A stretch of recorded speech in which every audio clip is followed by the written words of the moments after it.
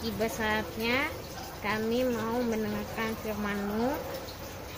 Bukalah hati dan pikiran kami, anak-anak-Mu, untuk mendengar dan menerima firman-Mu. Kiranya firman-Mu ini dapat menjadi berkat bagi kami, anak-anak-Mu. Di dalam nama Tuhan Yesus, amin. Hai Kid, apa kabar kalian? Pasti luar biasa. Hari ini Kakak Eli senang banget ketemu kalian lagi untuk kita belajar bareng firman Tuhan. Sudah siap? Nah, sebelum kakak bercerita, kakak punya tantangan buat kalian. Yuk, cepat berdiri, ambil kertas. Dan jangan lupa, spidol boleh atau bolpen boleh yang ada di rumah. Yuk, Kak Eli juga akan ambil kertasnya. Nah, Kak Eli punya kertas ya, dan sudah punya spidol. Nah, sekarang tantangannya yang Kak Eli berikan, kita tulis nama kalian semua ya. Nah, tapi syaratnya nggak boleh pakai tangan. Nah, yuk, ini challenge loh buat kita. Bisa nggak ya? Bisa nggak ya? Yuk, Kak Eli juga akan coba ya. Yuk, kalian juga coba.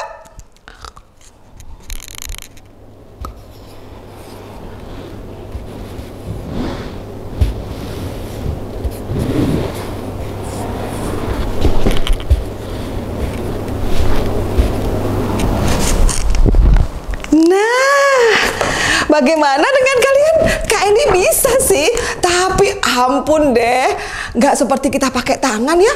Nih lihat nih, Kak Eli pakai mulut. Nih bisa Eli, tapi hasilnya jelek ya. Jadi harusnya kalau tulis harus pakai tangan, betul. Nah, sekarang Kak Eli punya challenge yang kedua buat kalian. Apa tuh? Nah, sekarang kalian pasti duduk dong di tempat masing-masing. Coba kalian berdiri, terus kalian jalan dari tempat kalian ke pojok sudut ruangan kalian. Ada kan pasti sudut ruangan? Nah, tapi syaratnya, lagi-lagi ada syaratnya nih. Nggak boleh pakai kaki. Waduh, terus pakai apa dong Kak Eli? Pakai apa ya kira-kira ya? Boleh pakai perut, boleh pakai lutut, pokoknya nggak boleh pakai kaki. Yuk, coba kalian semua dipraktekkan, bisa nggak?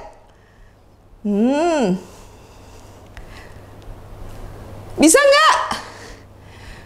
Oh, ada yang bilang bisa, keren banget. Tapi bagaimana? Lebih mudah atau lebih susah kalau jalan tanpa kaki? Betul sekali, Kak Eli juga setuju. Pasti lebih challenge ya, lebih susah. Betul banget. Nah, semua sudah selesai kan? Yuk, hari ini kita belajar bagaimana setiap anggota gereja itu memiliki tugas penting banget. Nah, kita membutuhkan setiap orang atau setiap jemaat untuk melakukan bagiannya masing-masing loh. Nah, untuk apa? Untuk membantu gereja biar semakin bertumbuh dan dalam pengajaran Injil. Yuk, kita tonton videonya.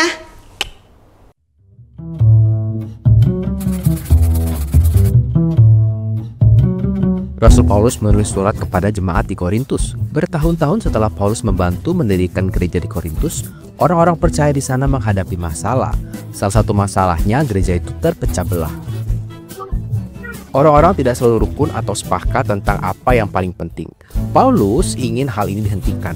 Apakah Kristus terpecah belah? Paulus bertanya. Tentu saja tidak. Yesus datang untuk menyatukan manusia sebagai satu tubuh, saudara-saudari dalam keluarga Allah. Dalam suratnya, Paulus menceritakan tentang pentingnya gereja bekerja sama seperti satu tubuh. Paulus menulis, pikirkanlah tentang tubuh manusia. Tubuh manusia adalah satu, tetapi terdiri dari banyak bagian. Semua bagian bekerja sama sebagai satu tubuh. Paulus berkata bahwa Yesus pun demikian. Roh Kudus menyatukan banyak orang yang berbeda, tetapi kita semua adalah satu dalam Kristus. Tubuh bukanlah satu bagian, tetapi banyak bagian, tulis Paulus.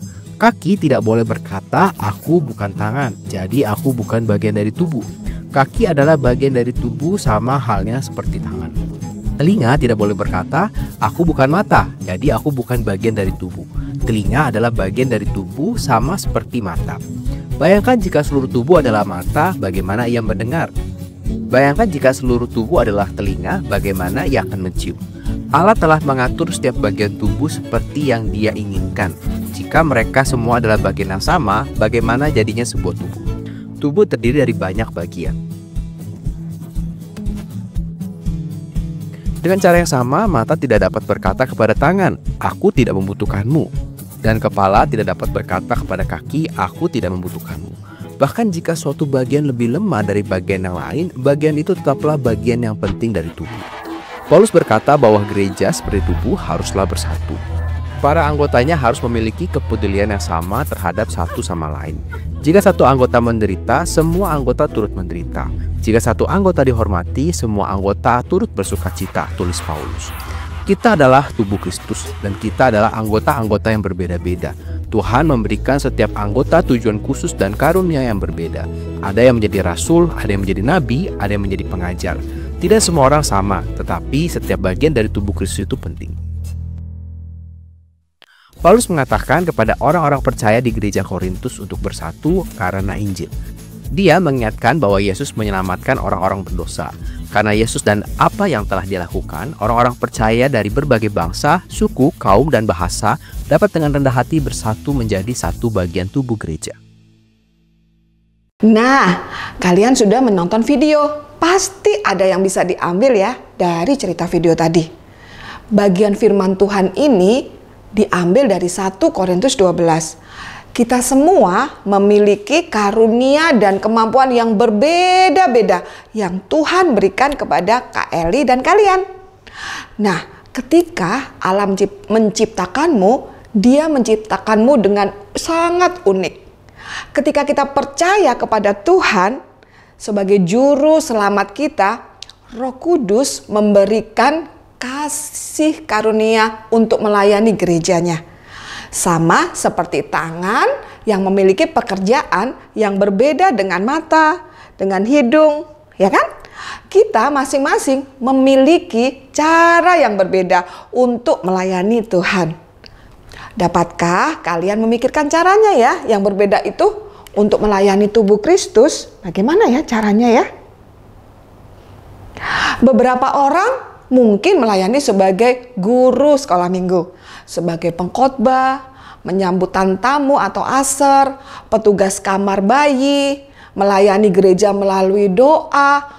Orang-orang juga dapat melayani gereja melalui apa? Doa. Mendorong orang untuk terus mengikut Yesus, menolong orang lain yang membutuhkan, dan banyak lagi. Apakah ada karunia nih yang lebih penting daripada karunia yang lain? Jawabannya tentu tidak. Paulus mengatakan kepada jemaat di Korintus bahwa setiap orang memiliki pekerjaan yang penting banget. Nggak ada nih yang ini penting, ini enggak ada. Semuanya penting.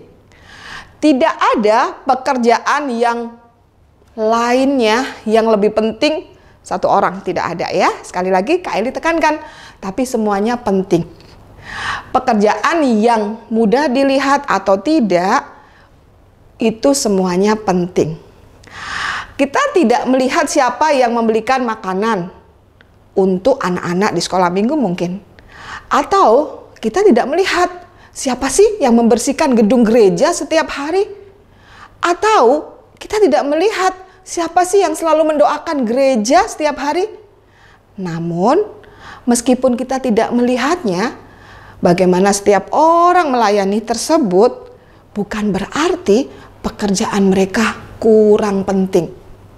Di dalam kerajaan Allah, berpartisipasi setiap orang atau jemaatnya di dalam gereja sangatlah penting.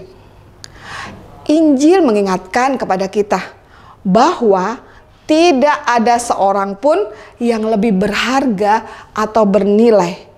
Setiap orang memiliki karunia yang dibutuhkan gereja untuk membantu gereja bertumbuh dan memuliakan Allah. Paulus mengatakan kepada jemaat Korintus, mereka tidak boleh mengatakan, ada bagian tubuh yang tidak diperlukan. Dia mengatakan Tuhanlah yang telah menciptakan tubuh seperti yang Dia inginkan.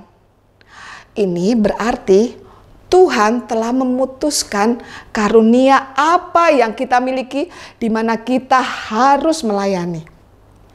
Bagian-bagian tubuh bukanlah milik kita loh, tetapi milik siapa? Betul, milik Allah yang telah menciptakan manusia.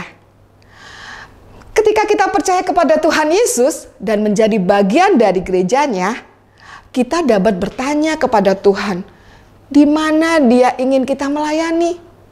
Kita dapat bertanya kepada Tuhan bahwa apapun pekerjaan yang kita miliki, pekerjaan yang telah diberikan kepada kita oleh Tuhan dan penting baginya. Paulus juga mengajarkan bahwa gereja dirancang oleh Allah untuk bekerja bersama, bukan secara terpisah-pisah.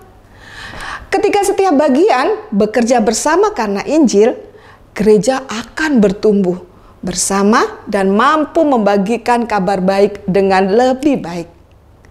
Gereja adalah semua orang Kristen dimanapun yang berkumpul bersama nih dalam komunitas mereka. Untuk apa? Untuk menyembah dan melayani Tuhan. Paulus juga berkata nih kepada orang-orang percaya di gereja Korintus untuk berkumpul bersama-sama karena Injil. Ia mengingatkan nih kepada bahwa Tuhan Yesus menyelamatkan orang-orang yang sudah berdosa. Karena Yesus dan apa yang telah dilakukan Yesus, orang-orang percaya dari berbagai bangsa, suku, kaum, dan bahasa dapat dengan rendah hati bersatu berbagai satu tubuh gereja. Nah, adik-adik, semoga cerita kakak bisa memberkati kalian semua di rumah. Jadilah tubuh Kristus yang terus bekerja sama satu dengan yang lainnya. Yuk kita berdoa. Tuhan Yesus, kami mengucap syukur untuk pagi ini kalau kami boleh mendengarkan cerita firman Tuhan. Biarlah cerita firman Tuhan yang sudah kami dengar boleh mengingatkan kami semua sebagai tubuh Kristus. Kau berikan talenta kami masing-masing untuk kami boleh bersama bergandengan tangan untuk melayani Tuhan sebagai jemaat gereja, untuk supaya gereja kami bertumbuh dan pengabaran Injil boleh luas diberitakan melalui kami. Tuhan, mampukan kami untuk melakukannya bukan dengan kekuatan kami, tetapi dengan kekuatan, dengan Roh-Mu yang ada di dalam kami. Terima kasih ya Tuhan, yang mungkin belum melakukan pelayanan. Tuhan, tolong anak-anak-Mu yang mungkin masih kecil, dia tidak bisa mungkin berbuat banyak, tetapi bisa melalui kehidupannya boleh menolong pekerjaan-Mu di dalam doa. Terima kasih Tuhan Yesus, kami sudah mendengar firman-Mu dan kami percaya Engkau memberkati anak-anak-Mu semua dimanapun dia berada. Di dalam nama Yesus kami sudah berdoa dan mengucap syukur. Haleluya. Amin. Bye-bye, Tuhan memberkati. Nah, kids, kita semua akan bersama-sama mengakhiri akan ibadah kita hari ini. Kak Eri akan berdoa untuk kids semuanya. Mari bersama-sama kita berdoa. Terima kasih Tuhan, hari ini kami boleh bersama-sama beribadah kepada Tuhan, memuji nama Tuhan, mendengarkan akan firman Tuhan. Tuhan, kami mau melakukan apa yang sudah kami dengarkan. Kiranya Tuhan menolong kami supaya kami dapat melakukan firman Tuhan itu dan melaluinya kami boleh mempermuliakan nama Tuhan. Berkati kami semua Tuhan, di dalam nama Tuhan Yesus kami berdoa. Amin. Ibadah kita selesai. Selamat hari Minggu. Tuhan Yesus memberkati.